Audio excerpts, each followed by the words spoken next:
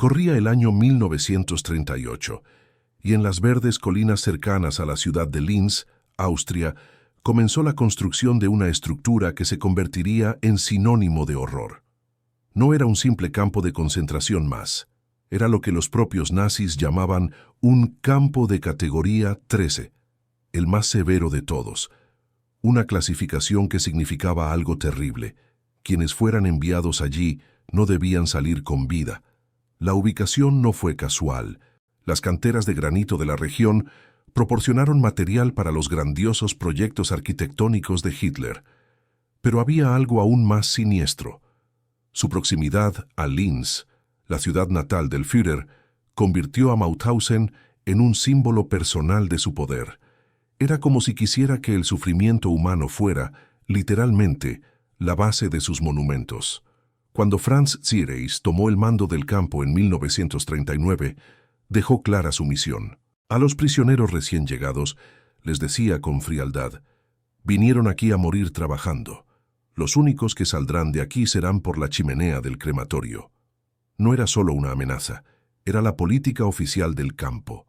La construcción comenzó en agosto de 1938 con el traslado de 300 prisioneros del campo de Dachau.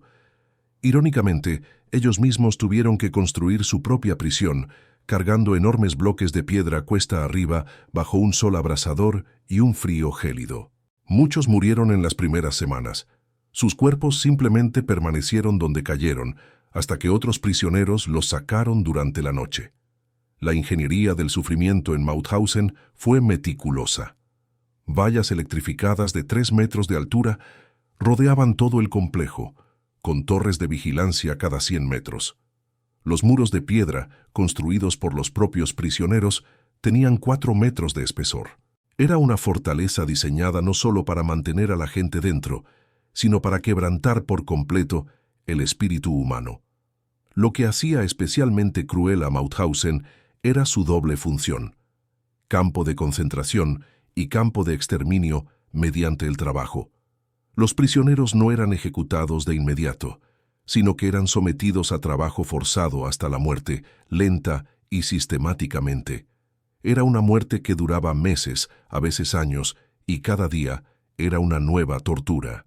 La capacidad oficial era de 6.000 prisioneros, pero el campo llegó a albergar a más de 120.000 personas simultáneamente en condiciones infrahumanas. Era un hacinamiento calculado. Cuanto más hacinados estaban, más fáciles eran de controlar y más rápido morían por enfermedades. Los nazis sabían exactamente lo que hacían. Louis Hefliger, delegado de la Cruz Roja que llegó al campamento hace unos días, describió su primera impresión. Nunca había visto tanto sufrimiento concentrado en un solo lugar. Era como si toda la crueldad humana se hubiera destilado y concentrado en esas piedras de granito. Sus palabras aún resuenan hoy como testimonio del horror que fue Mauthausen.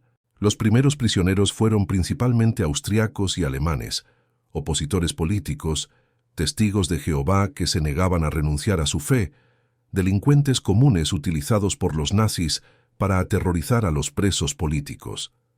Pero con el estallido de la guerra en 1939, Mauthausen se convirtió rápidamente en un crisol de nacionalidades: polacos, checos, franceses, españoles, soviéticos y judíos de toda la Europa ocupada. Cada grupo nacional aportó sus propias historias de resistencia y sufrimiento. Los republicanos españoles, veteranos de la Guerra Civil Española, estuvieron entre los primeros en llegar en gran número. Muchos habían huido a Francia tras la victoria de Franco, solo para ser capturados por los alemanes y enviados a Mauthausen. Traían consigo una experiencia de lucha que se convertiría en fundamental para la organización de la resistencia interna en el campamento. Si valoras la preservación de la memoria histórica y crees que estas historias deben contarse para que nunca se olviden, dale a me gusta y suscríbete al canal. Juntos mantenemos viva la memoria de quienes no pudieron contar sus propias historias. Llegar a Mauthausen fue una experiencia que marcó para siempre a los pocos que sobrevivieron para contarlo. El proceso comenzó mucho antes de las puertas del campo.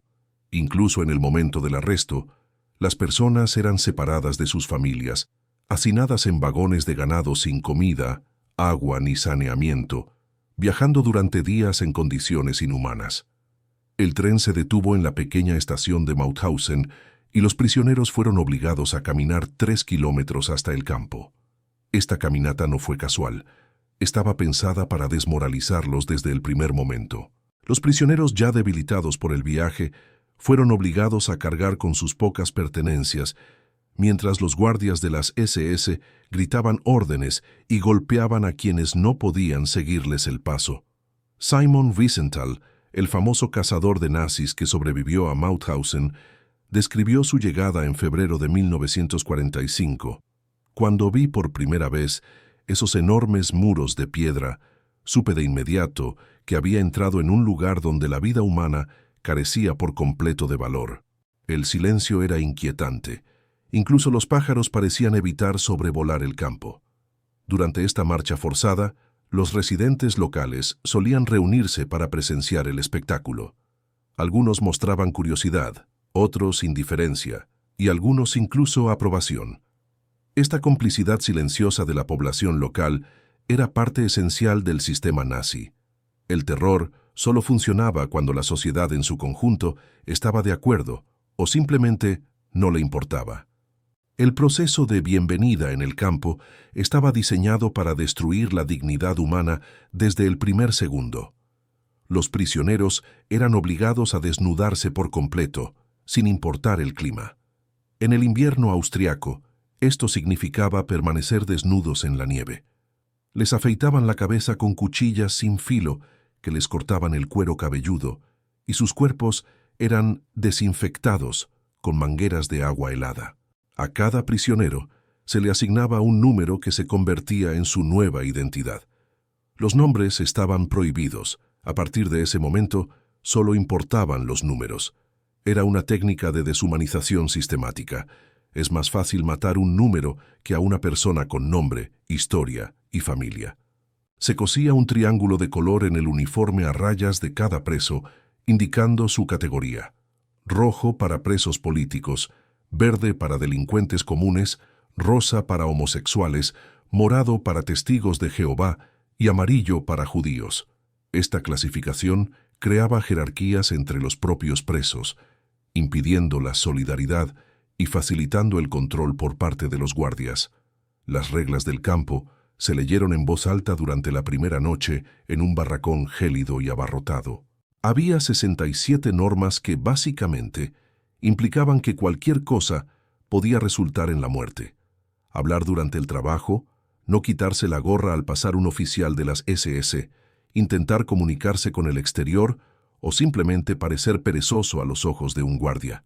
Franz Dahlem, un preso político alemán que llegó al campo en 1940, recordó: «La primera noche, un guardia nos dijo, olvídense de quiénes eran antes de llegar aquí. Ahora son menos que animales. Los animales al menos sirven para algo. Solo sirven para morir trabajando». La comida ya se usaba como arma de exterminio desde el primer día. El desayuno era un líquido oscuro y amargo que apenas merecía el nombre de café. El almuerzo consistía en una sopa aguada hecha con nabos podridos y agua sucia. La cena era un trozo de pan negro, duro como una piedra, a veces acompañado de una pequeña porción de margarina rancia. El barracón de cuarentena, donde los nuevos prisioneros permanecían durante las primeras semanas, era un infierno privado, sin calefacción adecuada en el crudo invierno austriaco, sin ventilación en el abrasador verano, con literas de madera de 3 niveles que oficialmente albergaban a 200 hombres, pero con frecuencia albergaban a 400 o 500 personas. La falta de saneamiento adecuado obligaba a los presos a orinar en cubos que se desbordaban constantemente, creando un ambiente de enfermedad y humillación constante. Formaba parte del plan. Los enfermos son más fáciles de controlar y mueren más rápidamente. ¿Qué opinas sobre cómo funcionó el proceso de deshumanización desde el principio? Comparte tu opinión en los comentarios. Si había un símbolo que representaba todo el horror de Mauthausen, era el infame salto de los paracaidistas, la escalera de la muerte. Se trataba de 186 escalones irregulares de piedra que conectaban el campo principal con las canteras de granito del valle. Para los prisioneros, subir y bajar estas escaleras cargando bloques de granito de hasta 50 kilogramos a la espalda significaba literalmente una lenta y agonizante sentencia de muerte. Los escalones fueron construidos deliberadamente de forma irregular y peligrosa. Algunos eran muy altos, otros muy bajos, algunos inclinados hacia la derecha, otros hacia la izquierda, algunos más anchos, otros más estrechos. Esta irregularidad intencionada impedía encontrar el ritmo, obligando a los prisioneros a tropezar constantemente. Con una pesada piedra atada a la espalda, una caída casi siempre significaba la muerte. Paul Lecaer, un prisionero francés de la Resistencia que llegó en 1943, describió la letal rutina. A las 5 de la mañana bajábamos corriendo las escaleras como animales asustados. A las 6 ya estábamos picando piedras en la cantera con pesados martillos. Al mediodía subíamos tambaleándonos cargando enormes bloques. Por la tarde bajábamos de nuevo. Esto sucedía durante 12 horas al día, 7 días a la semana sin excepción. Vi a hombres fuertes y sanos convertirse en esqueletos andantes en pocas semanas. Los guardias de la CSS convirtieron esta tortura en un juego cruel y sádico. Obligaban a los prisioneros a cargar piedras cada vez más grandes, apostando entre ellos sobre cuál caería primero. Cuando alguien finalmente se desplomaba, los guardias lo arrojaban por las escaleras a patadas, riendo mientras el cuerpo rodaba por los escalones de piedra. Hans Marschalek, prisionero austriaco que posteriormente se convertiría en el principal historiador de Mauthausen, estimó que al menos 30.000 personas murieron directamente relacionadas con el trabajo forzado en la cantera. Fue un asesinato disfrazado de trabajo productivo, explicó décadas después. Los nazis podían jactarse de que la gente moría trabajando para el Reich, no de que fueran brutalmente ejecutadas. Lo más terrible era que muchos guardias veían este sufrimiento como puro entretenimiento. Apostaban dinero a qué prisionero caería primero, se reían a carcajadas cuando alguien tropezaba y se lastimaba, e inventaban juegos como obligar a los prisioneros ancianos o enfermos a cargar piedras aún más grandes que los hombres jóvenes y sanos. Durante los largos inviernos austriacos, cuando las temperaturas descendían a 20 grados Celsius, las escaleras se convertían en una pista de hielo mortal. Los prisioneros resbalaban constantemente, creando auténticas pilas de heridos y cadáveres al pie de las escaleras. Los supervivientes se veían obligados a seguir trabajando, literalmente pisoteando a sus compañeros caídos. La ironía más cruel fue que el trabajo en la cantera no tuvo un propósito militar real durante la mayor parte de la guerra. Era pura y simple tortura, disfrazada de contribución al esfuerzo bélico alemán. Incluso cuando Alemania enfrentó una grave escasez de mano de obra en 1944, los nazis continuaron enviando a miles de prisioneros a morir en las escaleras de la cantera en lugar de utilizarlos en trabajos verdaderamente productivos. Los sobrevivientes describieron cómo algunos prisioneros, en su desesperación más absoluta, se arrojaron deliberadamente por las escaleras para poner fin a su sufrimiento. Los guardias lo llamaban salto en paracaídas, de ahí el siniestro nombre que le dieron a la escalera. Era una forma de suicidio tan común que los propios nazis crearon una terminología para ello. Stanisław Grzesiuk, un poeta polaco que sobrevivió a Mauthausen, escribió en secreto sobre la escalera: «Cada escalón que subía era como cargar con mi propia cruz. Cada piedra que cargaba pesaba tanto como el mundo entero. Pero subí, porque sabía que mientras subiera seguiría vivo, seguiría siendo humano. El trabajo comenzaba antes del amanecer y terminaba al anochecer. En verano, bajo un sol abrasador de 40 degrees, los prisioneros se desmayaban con frecuencia por insolación y deshidratación. En invierno, muchos perdían dedos de las manos y de los pies por congelación, pero se veían obligados a seguir trabajando, incluso heridos. El único descanso del trabajo era cuando llegaba una delegación oficial a inspeccionar el campo. En esos momentos, los prisioneros eran sacados rápidamente de la cantera y puestos a trabajar en tareas más presentables, como la jardinería o la limpieza. Formaba parte de la farsa nazi que Mauthausen era un campo de reeducación por el trabajo. ¿Cómo imaginas que era posible mantener la voluntad de vivir en condiciones tan inhumanas? Comparte tu opinión. En Mauthausen, la medicina se pervirtió de una forma que desafía cualquier concepto de humanidad. Los prisioneros no solo se enfrentaban al trabajo esclavo y a la inanición, sino que también servían como conejillos de indias humanos para experimentos médicos que convertían el juramento hipocrático en una broma macabra y cruel. El doctor Aribert Heim llegó a Mauthausen en octubre de 1941 como médico del campo. Pero en lugar de curar y salvar vidas, torturaba y asesinaba sistemáticamente. Los prisioneros rápidamente lo apodaron Doctor Muerte, un título que parecía adoptar con perverso orgullo. Heim realizaba cirugías innecesarias sin anestesia, inyectaba gasolina directamente en el corazón de los prisioneros para cronometrar con exactitud cuánto tardaban en morir, y extraía órganos de personas completamente vivas para estudiar sus efectos. Knut Röd, un prisionero noruego obligado a trabajar como auxiliar en la enfermería, testificó: «Vi a Heim abrir el pecho de un joven polaco mientras éste aún estaba plenamente consciente y gritaba. Dijo que quería ver cómo funcionaba el corazón en tiempo real. El niño gritó durante más de 10 minutos antes de morir. Heim tomó notas minuciosas como si se tratara de un experimento científico completamente normal. Los experimentos no se limitaban a la enfermería oficial del campo. Los prisioneros eran infectados deliberadamente con enfermedades como el tifus, la tuberculosis y la malaria, para probar tratamientos experimentales. Se les exponía a sustancias químicas tóxicas para estudiar sus efectos en el cuerpo humano.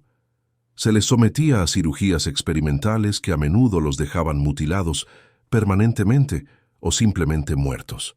El doctor Eduard Krebsbach, otro médico del campo que trabajó junto a Heim, se especializaba en inyecciones letales camufladas como tratamiento médico legítimo. Inyectaba fenol puro directamente en el corazón de prisioneros enfermos o heridos, afirmando cínicamente que se trataba de una eutanasia médica humanitaria. En realidad se trataba del asesinato calculado y a sangre fría de personas que podrían haberse curado fácilmente. Los niños que llegaban al campo eran blancos especiales para estos experimentos diabólicos. Los jóvenes prisioneros eran utilizados para poner a prueba los límites absolutos de la resistencia humana. ¿Cuánto frío extremo podían soportar antes de morir? ¿Cuánto tiempo podían sobrevivir sin comida ni agua? ¿Cómo reaccionaban sus cuerpos a diferentes drogas y venenos? La gran mayoría murió durante estas pruebas científicas. Franz Blaha, un médico checo que fue hecho prisionero y obligado a observar y asistir en los experimentos de Heim, testificó posteriormente en los juicios de Nuremberg. Heim mataba gente por el puro placer sádico de matar. Allí no se producía ciencia ni conocimiento médico real, solo sadismo disfrazado de medicina. Lo vi matar a cientos y cientos de personas que podrían haberse curado fácilmente con un tratamiento básico. La llamada selección médica era otro horror que ocurría con regularidad en el campo. Periódicamente, los médicos de las SS examinaban a todos los prisioneros y marcaban a los considerados inútiles o improductivos para su ejecución inmediata. Estar enfermo, herido o simplemente demasiado delgado por el hambre significaba una muerte segura. Era la medicina utilizada como instrumento directo de genocidio. Lo más cruel de todo fue que muchos prisioneros acudieron desesperados a la enfermería en busca de ayuda médica genuina para enfermedades y heridas reales, y solo encontraron tortura y muerte. La cruz roja pintada en la enfermería, símbolo universal de sanación y esperanza, se convirtió en un símbolo de terror absoluto para los prisioneros de Mauthausen. El doctor Waldemar Hoven, médico jefe de Mauthausen entre 1942 y 1943, desarrolló métodos científicos de asesinato en masa. Inyectaba gasolina directamente en el corazón de los prisioneros, cronometrando cuidadosamente el tiempo entre la inyección y la muerte. Sus datos científicos se enviaron a institutos médicos alemanes como una contribución legítima a la investigación médica. Los experimentos también incluyeron pruebas de resistencia al frío extremo. Los prisioneros fueron sumergidos en tanques de agua helada hasta casi morir de hipotermia, y luego fueron resucitados mediante diferentes métodos para ver cuál funcionaba mejor.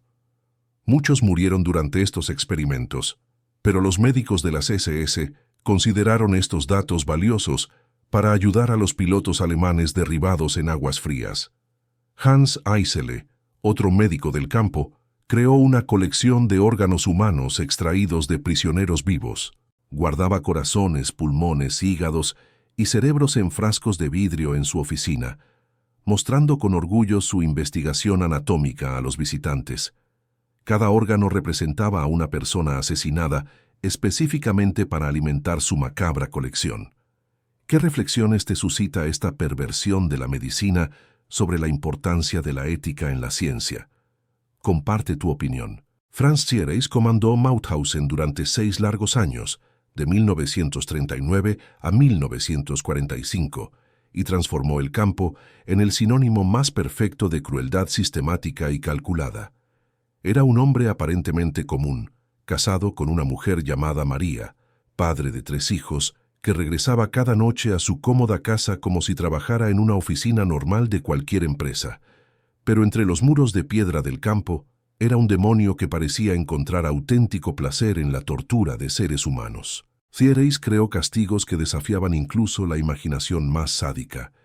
Los prisioneros eran colgados boca abajo durante horas bajo un sol abrasador, obligados a permanecer inmóviles como estatuas durante días enteros sin comida ni agua, obligados a empujar enormes piedras cuesta arriba solo para verlas rodar de vuelta al valle. Todo esto por infracciones completamente menores, como no quitarse la gorra con la suficiente rapidez al pasar un guardia de las SS. Durante su juicio después de la guerra, mientras agonizaba por heridas de bala, Ziereis confesó fríamente: Mauthausen procesó a aproximadamente 65.000 prisioneros. Aproximadamente la mitad murió por causas naturales. Los demás fueron liquidados por diversas razones. Para él, el asesinato en masa era simplemente un asunto administrativo normal. Hans Altfuldisch era un guardia de las SS, conocido por los prisioneros como el estrangulador de Mauthausen. Desarrolló sus propios métodos de tortura, que practicaba como pasatiempo. Obligaba a los prisioneros a colgarse de árboles con las manos atadas a la espalda y luego los golpeaba lentamente hasta la muerte con una vara de madera. Consideraba esto su ejercicio matutino y a menudo invitaba a otros guardias a observar como si fuera un espectáculo entretenido. Martin Roth, otro guardia que trabajaba directamente bajo las órdenes de Ziereis, tenía una obsesión particularmente cruel con los niños y adolescentes. Separaba a los jóvenes del resto de los prisioneros y los torturaba psicológicamente durante semanas, prometiéndoles más comida o un mejor trato si obedecían sus degradantes y humillantes órdenes. Luego, los mataba de todos modos, riéndose mientras lo hacía. Lo que más impresionó y perturbó a los sobrevivientes fue cómo estos hombres mantenían vidas aparentemente completamente normales fuera de los muros del campo. Ziereis tocaba el violín en casa y era considerado un vecino amable y educado. Altfuldisch escribía cartas románticas a su esposa expresándole su anhelo y amor. Roth cultivaba un hermoso jardín y cuidaba con cariño sus flores. Era como si fueran literalmente 2 personas diferentes viviendo en el mismo cuerpo. August E. Gruber Gauleiter, líder regional nazi, de Alta Austria y superior político de Ziereis, visitaba Mauthausen con regularidad como forma de entretenimiento personal. Siempre solicitaba específicamente presenciar las ejecuciones masivas como si fueran representaciones teatrales. Llegaba con cestas de buen vino y comida deliciosa, organizando picnics mientras observaba cómo torturaban y asesinaban a la gente. Los guardias desarrollaron una jerarquía cruel y calculada entre los propios prisioneros. Los delincuentes alemanes comunes recibieron privilegios y autoridad especiales para torturar y controlar a los presos políticos de otras nacionalidades. Esta división artificial impidió cualquier solidaridad genuina entre los prisioneros y creó una competencia desesperada por la supervivencia. Julius Ludolf, segundo al mando del campo bajo el mando de Siereis, creó el diabólico sistema de castigo colectivo que se convertiría en un sello distintivo de Mauthausen. Si un solo prisionero intentaba escapar o era acusado de alguna infracción, todos los demás hombres de su barracón eran ejecutados públicamente. Esto obligaba a los propios prisioneros a vigilarse constantemente, convirtiendo a las víctimas en guardianes involuntarios de sus compañeros. Georg Bachmayer, otro oficial de las SS, inventó lo que él llamaba deporte matutino.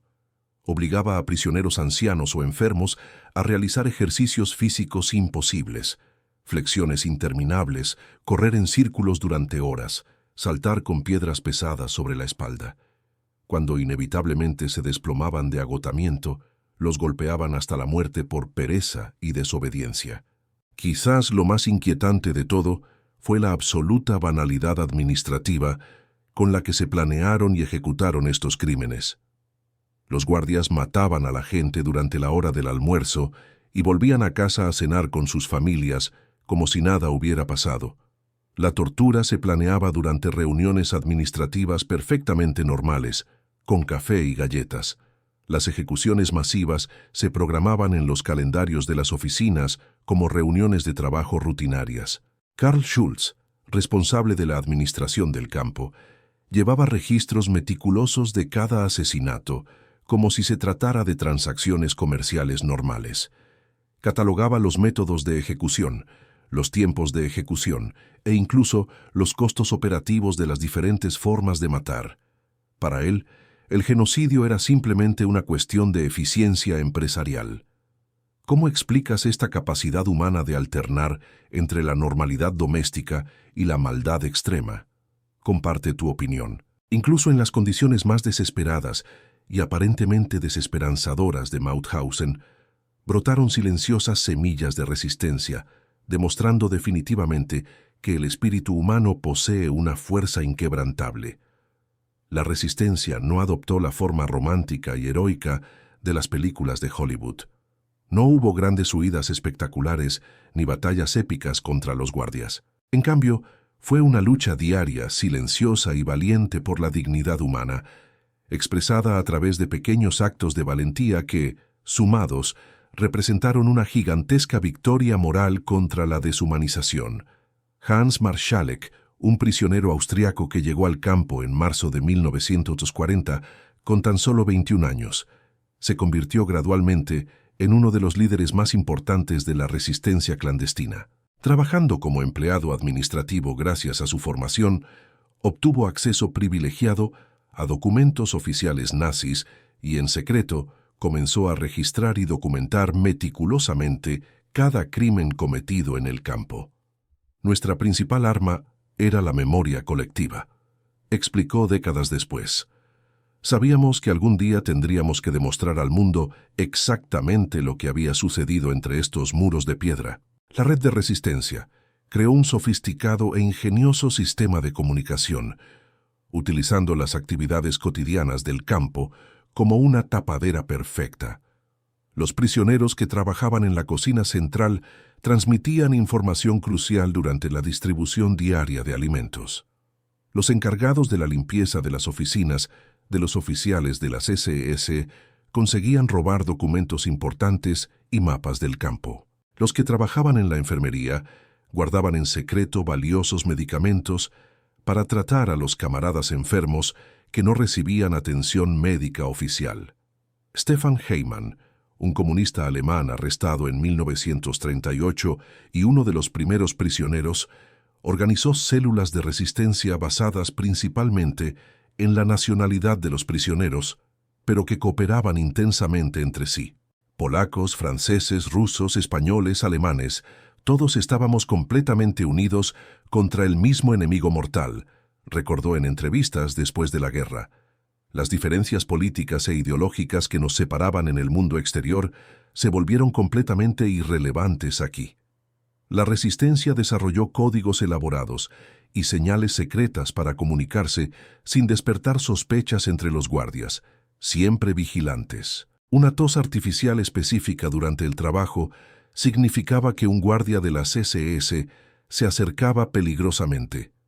Ciertas palabras aparentemente inocentes, insertadas en conversaciones normales, indicaban planes de sabotaje o información sobre los movimientos de los guardias. Incluso la peculiar forma de doblar la ropa en los tendederos transmitía mensajes codificados sobre horarios de patrulla y cambios en la seguridad. Uno de los actos más valientes y peligrosos de la resistencia fue la preservación sistemática de las pruebas de los crímenes nazis para la posteridad.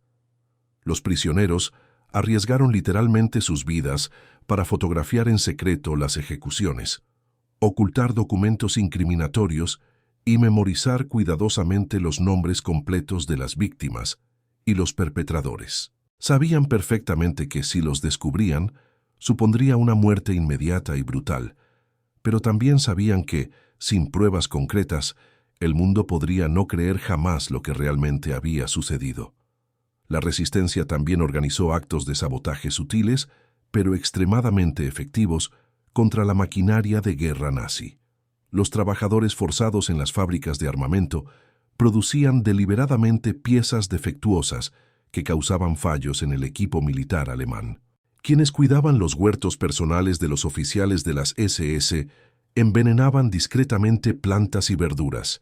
Quienes trabajaban en el mantenimiento general de los campos causaban misteriosos accidentes que retrasaban significativamente las operaciones diarias.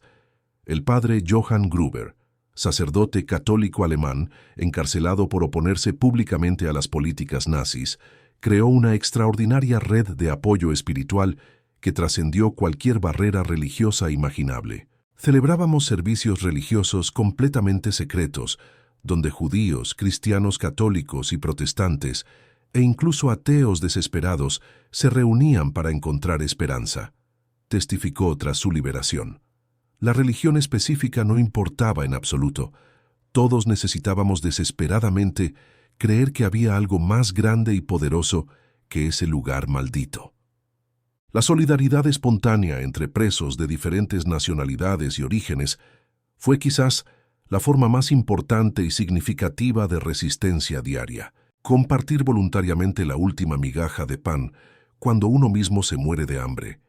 Cuidar con cariño a un compañero enfermo cuando uno también lo está.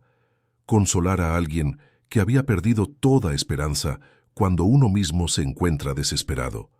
Estos pequeños actos cotidianos de humanidad fueron verdaderos actos de resistencia contra la política deliberada de deshumanización.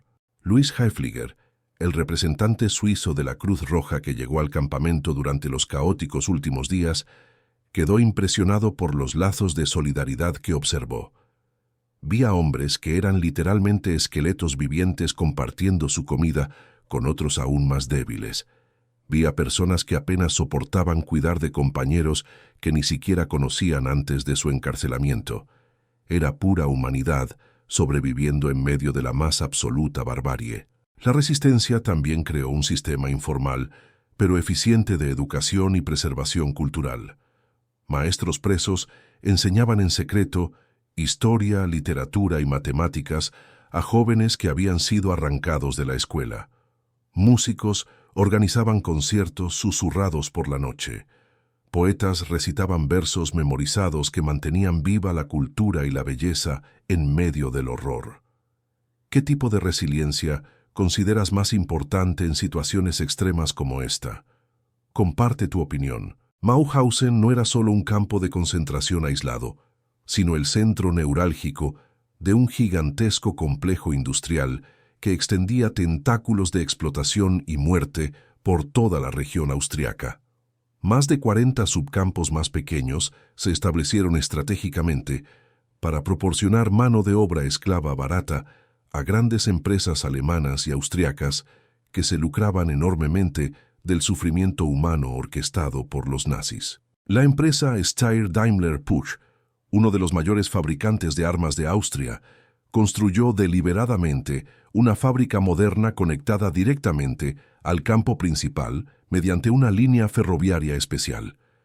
Miles de prisioneros trabajaban 12 horas al día, 7 días a la semana, produciendo piezas de precisión para aviones de guerra y tanques alemanes, recibiendo como pago únicamente una sopa aguada hecha con nabos podridos y pequeños trozos de pan negro, duros como piedras.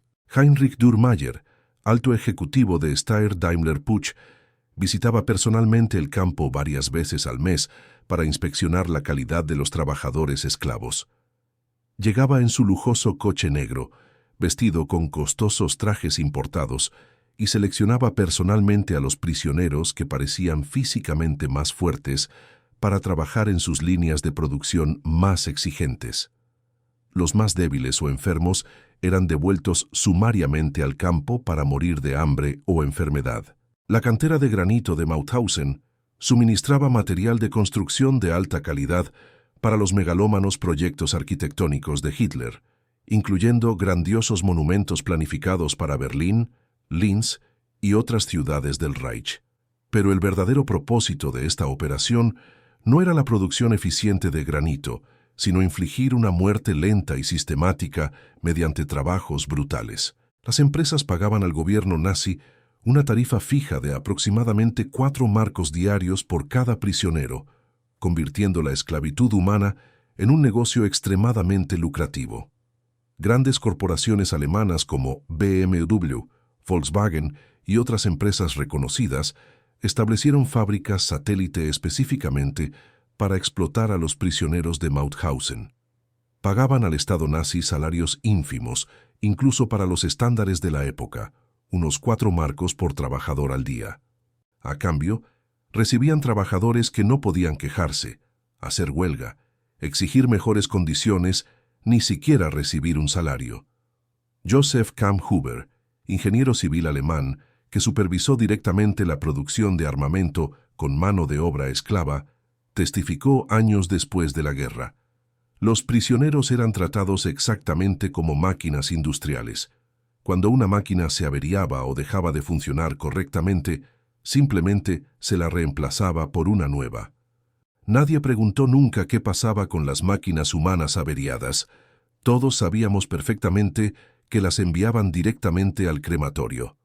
El subcampo de Ebensee se estableció específicamente para un proyecto de alto secreto: construir una gigantesca red de túneles subterráneos a través de las montañas austriacas, donde Alemania planeaba trasladar toda su producción militar crítica para protegerla de los bombardeos aliados, cada vez más intensos. Miles de prisioneros murieron excavando en roca sólida con herramientas primitivas, trabajando turnos de 16 horas en túneles sin ventilación adecuada, respirando polvo de roca que les destrozaba los pulmones. En Gusen, otro importante subcampo, prisioneros cualificados trabajaban en la producción del revolucionario avión a reacción Me-262, que representaba la última esperanza tecnológica de Alemania para cambiar el curso de la guerra. La ironía era especialmente cruel. Producían las armas más avanzadas que prolongarían la guerra que los mantenía esclavizados y prisioneros. Cuanto mejor y más eficiente fuera su trabajo forzado, más tiempo permanecerían cautivos y explotados. Las condiciones de trabajo y de vida en los subcampos eran a menudo incluso peores que en el campo principal de Mauthausen. Lejos de la supervisión ocasional de la Cruz Roja Internacional o de observadores de países neutrales, las empresas privadas tenían plena libertad para explotar a los prisioneros hasta la muerte, sin consecuencias. La organización Todt, responsable de los proyectos de construcción más grandes del Reich nazi, utilizó sistemáticamente a prisioneros de Mauthausen para construir carreteras estratégicas, puentes militares y fortificaciones defensivas. Los trabajadores eran literalmente enterrados vivos cuando los túneles o estructuras se derrumbaban durante la construcción, y nuevos grupos de prisioneros simplemente continuaban las obras sobre los cadáveres. Hermann Göring Werke, el conglomerado industrial personal de Hermann Göring, estableció varias operaciones utilizando exclusivamente mano de obra esclava de Mauthausen. La empresa producía acero especial para armamento, productos químicos para explosivos y componentes electrónicos para equipo militar. Las ganancias eran enormes porque no había costos laborales, solo tasas administrativas pagadas al gobierno nazi. Messerschmitt, fabricante de los famosos aviones de combate alemanes, utilizaba prisioneros cualificados para producir piezas de precisión que requerían habilidades técnicas específicas. Los ingenieros y técnicos prisioneros se veían obligados a utilizar sus conocimientos profesionales para mejorar la tecnología militar alemana, conscientes de que su trabajo especializado ayudaba al enemigo que los había esclavizado. Las empresas eran perfectamente conscientes de que participaban en crímenes de lesa humanidad, pero las ganancias eran demasiado grandes como para resistirlas.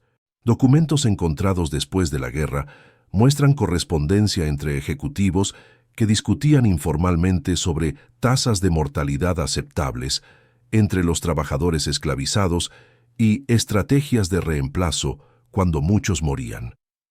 ¿Cómo ve la responsabilidad moral de las empresas que a sabiendas se beneficiaron del trabajo esclavo? Comparta su opinión.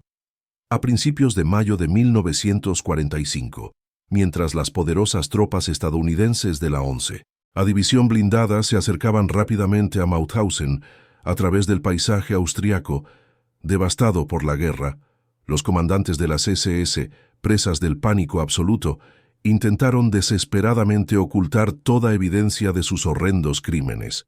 Quemaron documentos incriminatorios en hogueras masivas, desmantelaron rápidamente las instalaciones y ejecutaron sumariamente a miles de prisioneros, demasiado débiles para trabajar o caminar, en una última y desesperada orgía de violencia. Franz Zirais, el brutal comandante del campo, emitió una última y diabólica orden. Todos los prisioneros judíos restantes debían ser asesinados inmediatamente antes de la llegada de los liberadores estadounidenses. Pero la resistencia clandestina, valientemente liderada por prisioneros como Hans Marschalek y Stefan Heimann, logró sabotear en secreto algunas de estas últimas órdenes genocidas, salvando heroicamente cientos de vidas en los últimos momentos. Miles de prisioneros que aún podían caminar fueron obligados a participar en las llamadas marchas de la muerte, evacuaciones forzadas en las que grandes grupos de personas esqueléticamente demacradas fueron obligadas a caminar cientos de kilómetros a través de la nieve y el frío, sin comida, agua ni descanso adecuados, mientras los guardias de las SS disparaban sumariamente a cualquiera que se desplomara por agotamiento. Louis Hefliger, un valiente representante de la Cruz Roja Suiza, llegó al campo principal el 3 de mayo de 1945, apenas 2 días antes de la liberación oficial estadounidense. Lo que vio en Mauthausen lo marcó traumáticamente para el resto de su vida. Fue literalmente como si el mismísimo infierno bíblico se hubiera abierto directamente sobre la tierra. Enormes montañas de cadáveres apilados como leña, personas que eran literalmente esqueletos andantes vestidos con harapos, el insoportable olor a muerte por todas partes. La situación en los últimos días era de caos absoluto y desesperación absoluta. El sistema de distribución de alimentos había colapsado por completo, dejando a miles de prisioneros literalmente muertos de hambre. Enfermedades como el tifus y la disentería se propagaron como la pólvora por los almacenes abarrotados. Los cadáveres se amontonaban a una velocidad que impedía su retirada o incineración. Durante las marchas forzadas, los prisioneros eran obligados a caminar 30 o 40 kilómetros diarios por las montañas austriacas, cargando con sus escasas pertenencias en condiciones climáticas extremas. Cualquiera que se desplomara de agotamiento era ejecutado inmediatamente con un disparo en la nuca y abandonado en el camino como ejemplo para los demás. Miles murieron durante estas últimas marchas de la muerte. Johann Gruber, el sacerdote católico que estuvo preso, describió una de estas marchas. Caminamos durante 3 días sin parar, salvo unas horas de descanso nocturno en la nieve. Vi a hombres que conocía desde hacía años desplomarse y morir en medio del camino. Los guardias nos prohibieron ayudarlos o incluso mirar atrás. Era una procesión de muertos vivientes. En los subcampos dispersos por la región, la situación era aún peor. En Gusen, los comandantes locales decidieron ejecutar a todos los prisioneros en lugar de evacuarlos. En Ebense, los prisioneros fueron encerrados en túneles subterráneos con explosivos, pero lograron escapar cuando la resistencia cortó los cables de las bombas. Simon Wiesenthal, uno de los prisioneros evacuados de un subcampo a Mauthausen, describió la llegada en los últimos días. Cuando finalmente llegamos al campo principal después de caminar 5 días, fue como entrar en un cementerio gigantesco. Cadáveres por todas partes, gente muriendo donde estaba sentada, un silencio sepulcral solo roto por gemidos ocasionales. La liberación llegó casi demasiado tarde para miles de prisioneros. Muchos murieron literalmente en las últimas horas antes de la llegada de los estadounidenses, pues sus cuerpos simplemente no podían soportar otro día de sufrimiento. El sistema de salud del campo estaba completamente colapsado y los médicos de los prisioneros intentaban desesperadamente salvar vidas sin medicamentos, sin equipo, sin una esperanza real. Hans Marschalek, quien había documentado en secreto los crímenes nazis durante años, estaba dispuesto a entregar pruebas cruciales a los liberadores.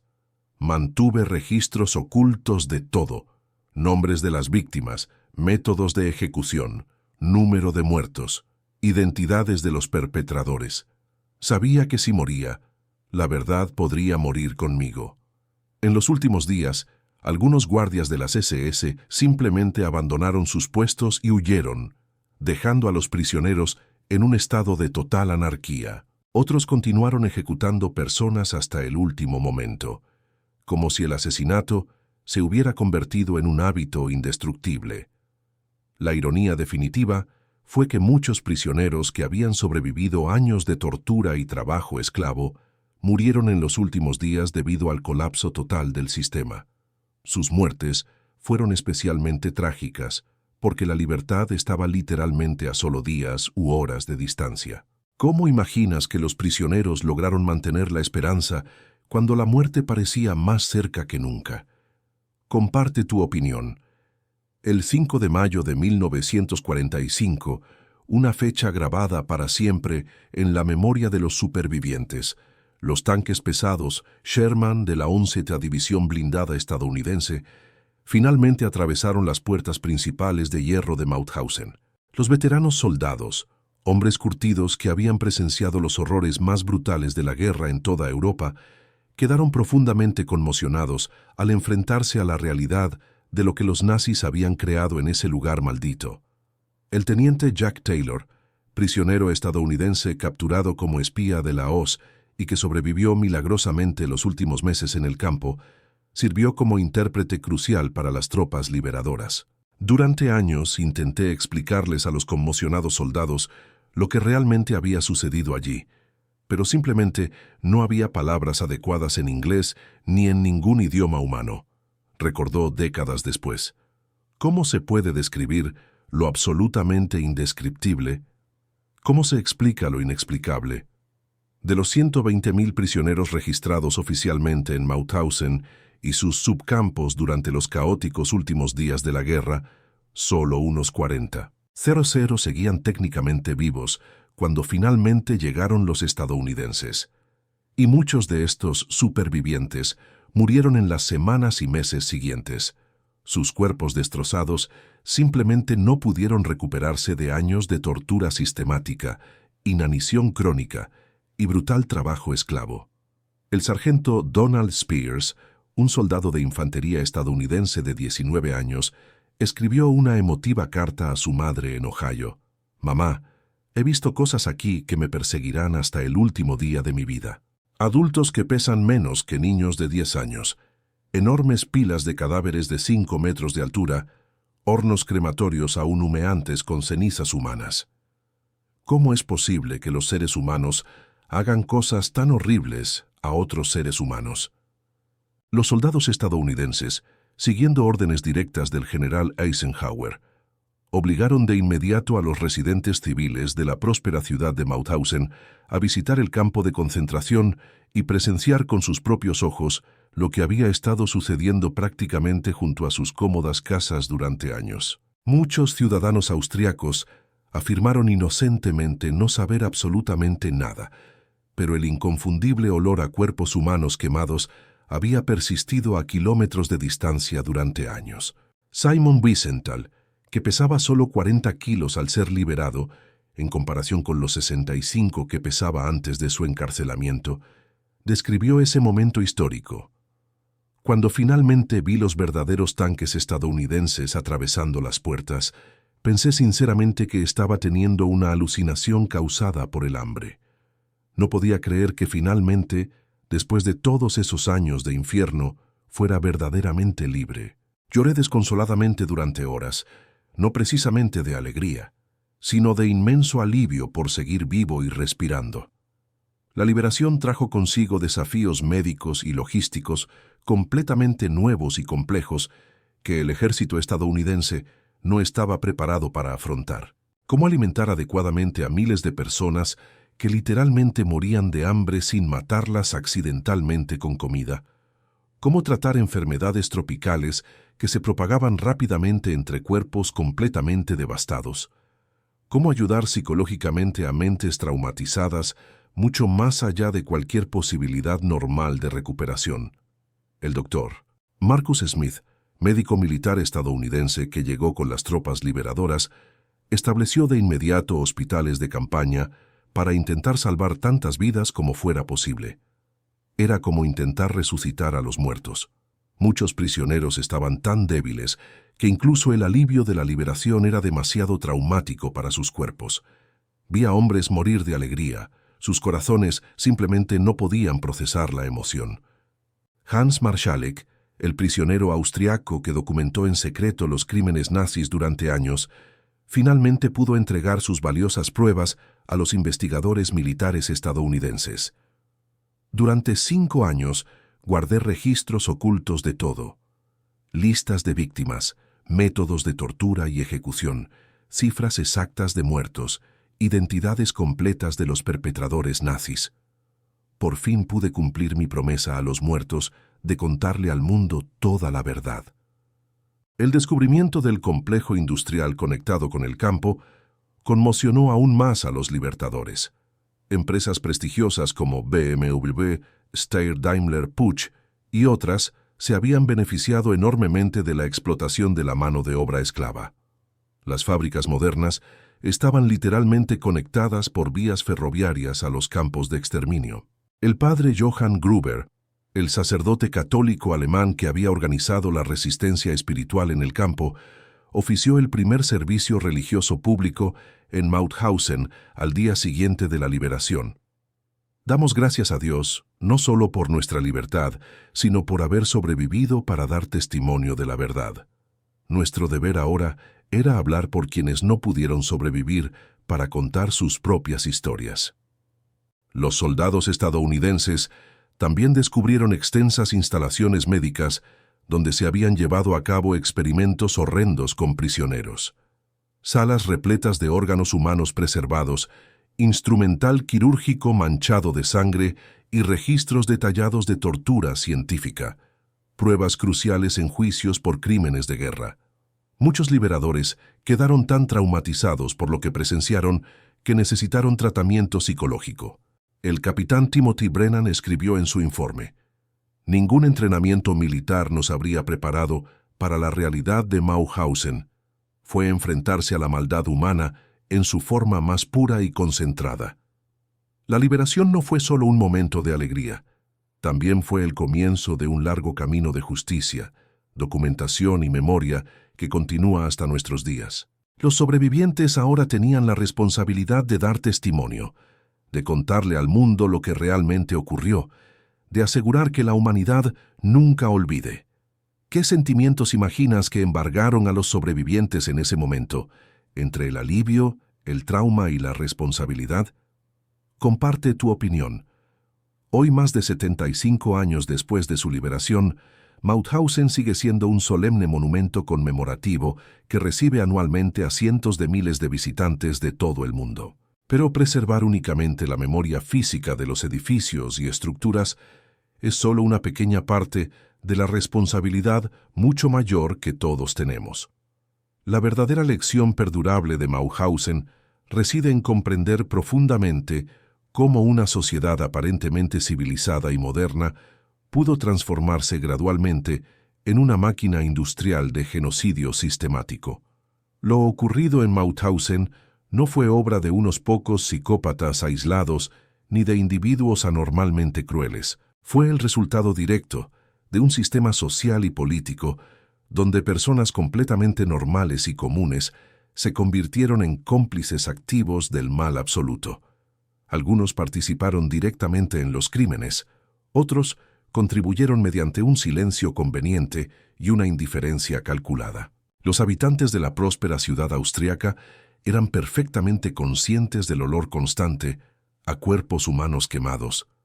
Las empresas respetables sabían conscientemente que estaban explotando mano de obra esclava, y los funcionarios públicos sabían exactamente a dónde enviaban los trenes llenos de inocentes. Simon Wiesenthal, quien dedicó toda su vida de posguerra a la incansable búsqueda de criminales nazis que escaparon impunemente de la justicia, explicó su motivación fundamental.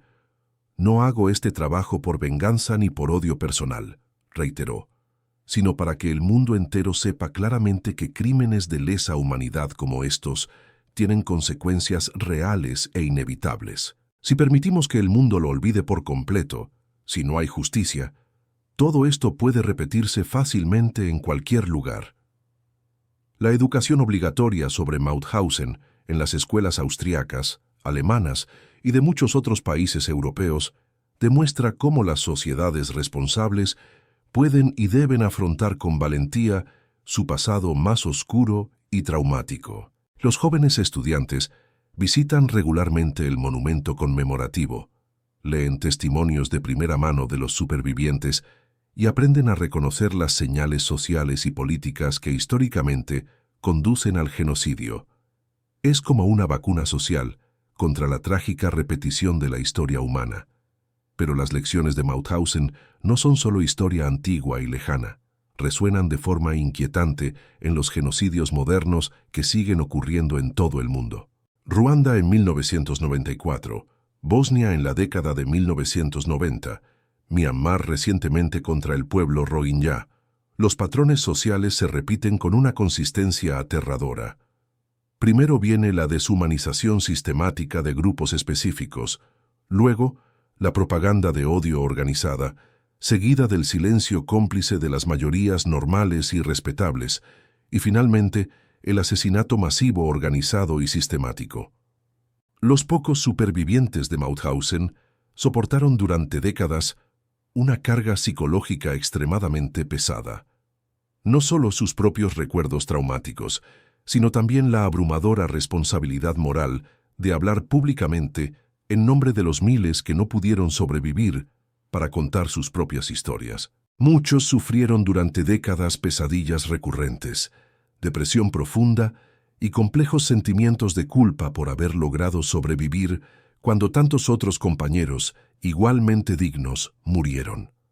Hans Marschalek, quien voluntariamente se convirtió en el principal historiador no oficial de Mauthausen, dedicó más de 50 años de su vida a documentar meticulosamente cada crimen, cada víctima identificable, cada perpetrador responsable. «Se lo debo a los muertos que no pueden hablar», dijo con conmovedora sencillez. «Nunca podrán volver a hablar por sí mismos, así que dedico mi vida a hablar por ellos hasta mi último aliento». La preservación digital moderna de miles de testimonios grabados de sobrevivientes garantiza que sus voces humanas sigan resonando con claridad incluso después de su partida definitiva de este mundo.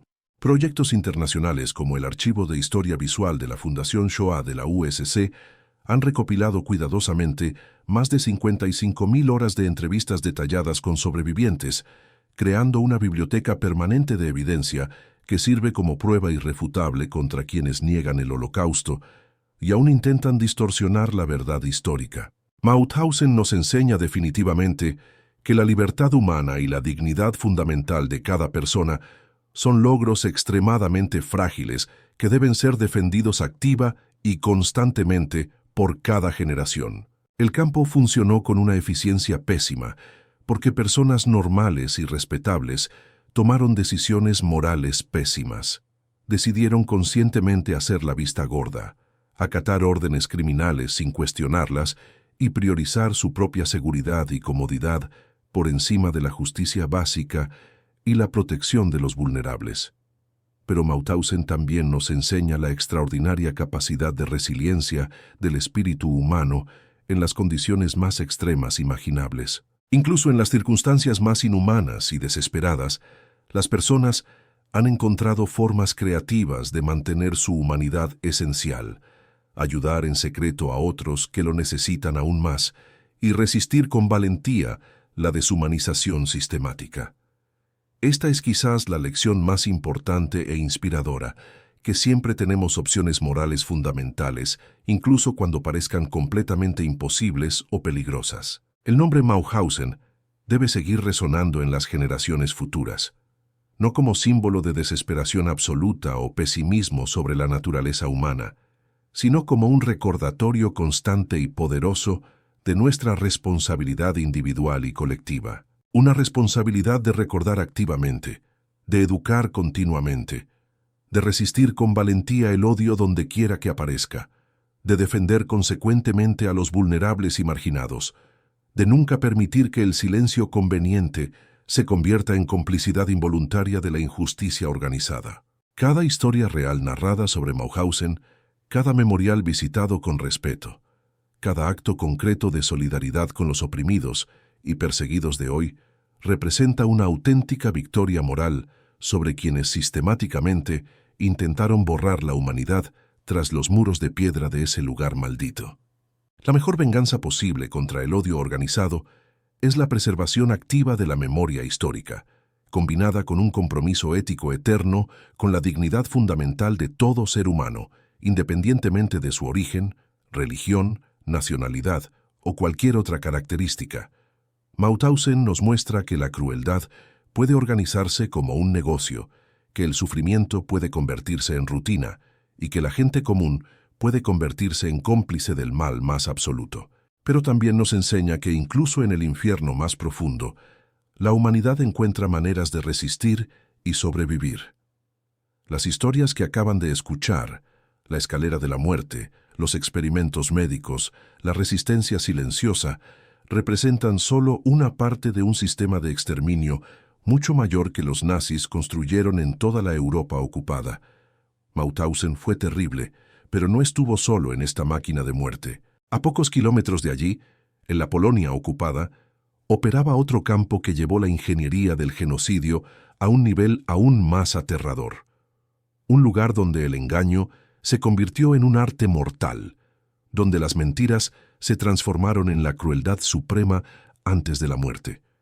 El video que ahora aparece en su pantalla cuenta la historia de Treblinka, un campo de concentración construido por los nazis con un único objetivo: que nadie saliera con vida para contar lo sucedido. Pero a diferencia de Mauthausen, donde la brutalidad era abierta y visible, Treblinka fue diseñado como un teatro macabro. Cuando llegaban los trenes cargados de familias enteras, la gente veía una estación normal, con flores de colores, letreros que indicaban destinos lejanos e incluso un reloj que marcaba la hora. Todo parecía auténtico, tranquilizador, casi acogedor. La gente se bajaba creyendo que se darían un baño, se refrescarían y luego continuarían su viaje hacia los campos de trabajo en el este. Esta ilusión cuidadosamente construida, la promesa de una simple ducha, se convirtió en la mentira más cruel del Holocausto. Tras puertas con el letrero «Duchas y desinfección», no esperaban duchas con agua, sino cámaras de gas que mataron a casi 1 millón de personas en tan solo 13 meses. Simon Wiesenthal, quien sobrevivió a Mauthausen y dedicó su vida a la búsqueda de justicia, siempre dijo que conocer toda la verdad es nuestra única defensa contra la repetición de estos horrores. Treblinka representa la cúspide de la capacidad nazi para el engaño. para transformar la esperanza de las víctimas en un arma contra ellas. Las técnicas psicológicas empleadas en Treblinka, crear falsas expectativas, mantener la calma hasta el último momento y usar la cooperación de las víctimas en su contra, resuenan en los genocidios modernos de todo el mundo. Comprender cómo funcionaron es clave para saber cómo prevenir que se repitan. Haga clic en el vídeo y descubra cómo los nazis transformaron la necesidad humana más básica, la higiene, el baño, la limpieza, en la puerta de entrada a la muerte industrial.